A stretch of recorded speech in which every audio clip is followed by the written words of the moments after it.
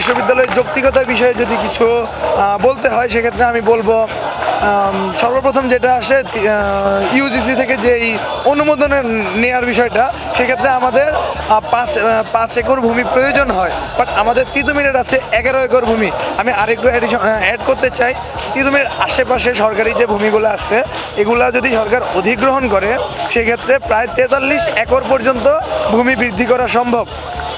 তো এক্ষেত্রে আমাদের কোনো জটিলতা নেই। তারপর আমাদের আবাসন ব্যবস্থা যদি চিন্তা করি, আমাদের ছেলেদের 2টা হল রয়েছে, মেয়েদের 3টা হল রয়েছে। তারপর যদি ট্রান্সপোর্ট সিস্টেম চিন্তা করি, আমাদের 9টা বাস রয়েছে। তারপর আমাদের সহশিক্ষামূলক প্রায় 18টা সংগঠন রয়েছে, আমাদের জেলা ছাত্র কল্যাণগুলো রয়েছে, আমাদের রিসার্চ ক্লাব রয়েছে যারা রিসার্চ নিয়ে কাজ করতেছে। তো সব কিছু বিবেচনায় আমাদের তিতুমির ভার্সিটি হওয়ার যোগ্য।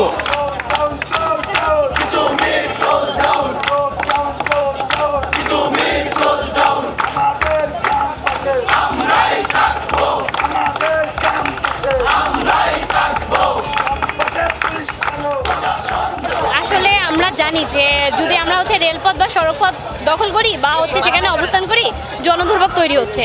আমাদের দাবি তিতুমিরকে বিশ্ববিদ্যালয় করা, কোনো জনদুর্ভোগ তৈরি করা না। আমাদের প্রধান উপদেষ্টা আমাদের সাথে কথা বলতে চেয়েছেন, তাকে সম্মান দেখিয়ে আমরা আসলে আজকে ক্যাম্পাসে এখন পর্যন্ত অবস্থান করছি।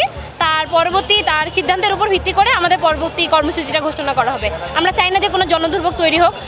ঢাকা যেহেতু একটি কর্মমুখী শহর, সবাই কাজের জন্যই ঢাকায় আসছে। তো যেহেতু আমাদের আন্দোলন যদি রাস্তায় চলে বা রেলপথে চলে তাহলে তাদের কাজের ক্ষতি হচ্ছে।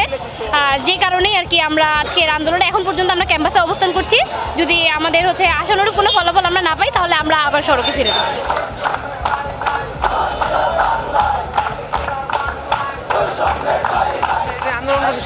শান্তিপূর্ণভাবে আন্দোলনগুলো করছি আমরা, এবং কালকেও আমরা দেখেছেন আপনারা মহাখালী থেকে আমরা পুরো বারাসাত ব্যারিকেড করেছিলাম আমরা। তো আমাদের আন্দোলন আমরা শান্তিপূর্ণভাবে করতে চেয়েছিলাম, কিন্তু কিছু অদৃশ্য শক্তির কারণে, কিছু অদৃশ্য মানুষজনের কারণে, কিছু দুষ্কৃতির কারণে আমরা এই আন্দোলনটাকে আর কি প্রশ্নবিদ্ধ করা হয়েছে।